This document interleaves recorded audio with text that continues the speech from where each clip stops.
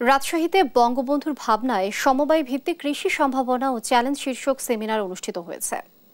শনিবার সকালে সাধারণ বীমা ভবনের সেমিনার কক্ষে এই সেমিনারের আয়োজন করে বিভাগীয় সমবায় অধিদপ্তর। এতে প্রধান অতিথি ছিলেন পল্লী উন্নয়ন ও সমবায় প্রতিমন্ত্রী আব্দুল ওয়াদুদ দারা। রাজশাহী বিভাগীয় কার্যালয়ের যুগ্ম নিবন্ধক মোগলেসুর রহমানের সভাপতিত্বে অন্যদের মধ্যে বক্তব্য রাখেন সমবায় অধিদপ্তরের মহাপরিচালক শরীফুল ইসলাম, বিভাগীয় কমিশনার দেওয়ান হুমায়ুন কবির।